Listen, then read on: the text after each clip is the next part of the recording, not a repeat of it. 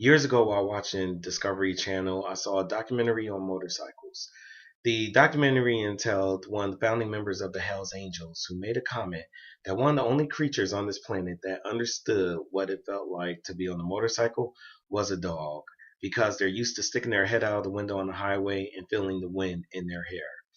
The thing about that particular comment is I'm going to speak to you today on motorcycle safety with regards to motorcycle helmets.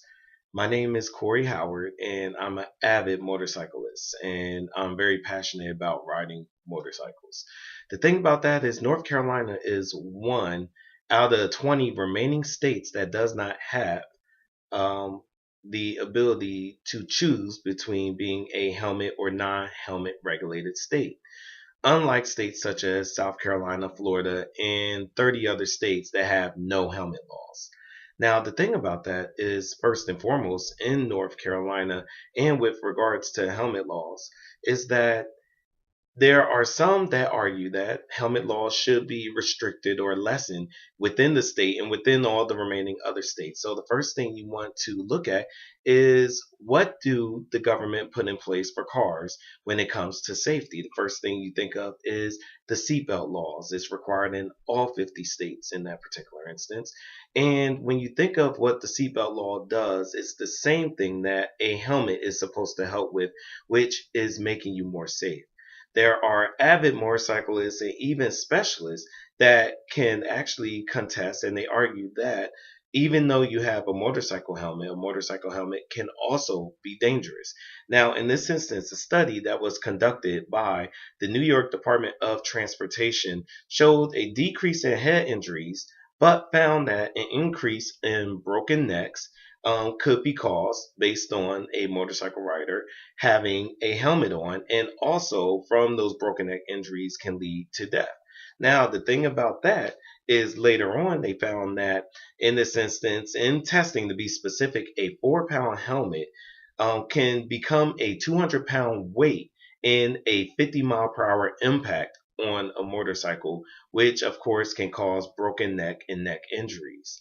Now, some will take that and say that because of that, that a rider should have the right to not wear a helmet. And then you can think that makes sense in some instances. But one thing that has been realized, first, in all states where the helmet laws have been removed, that 3 years prior, there was a significant increase in motorcycle deaths in those particular states.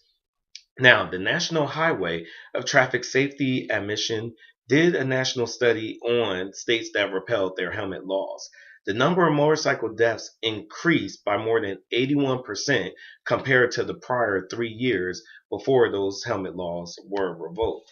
Also, when it came to emergency room admission, they found that there's an increase of 80% in such cases due to head injuries such as head trauma, brain, and skull injuries. So they found that by revoking the laws and removing the helmet law, that at the same time they did have a significant increase of head injuries. Now, one thing about that is that lately, in the past couple of years, the actual purchasing of motorcycles have gone up 75% nationwide.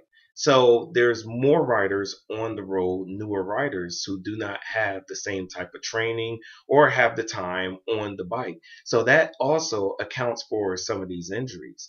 One thing that can be done, and in conclusion, that I feel is very important, is taking motorcycle safety courses, which are given by every state. Because even wearing a helmet or not wearing a helmet, a motorcycle safety course shows you ways that you could become a safer rider in general to help protect yourself. It's not 100% and foolproof. It doesn't have the abilities of a helmet to keep your brain safer, but it does give you the know-how and more knowledge. And even myself, riding after 18 years, I still take the advanced motorcycle safety course, which is provided because it keeps me safe, and keeping me safe keeps other people on the road safe as well. Again, my name is Corey. Thank you.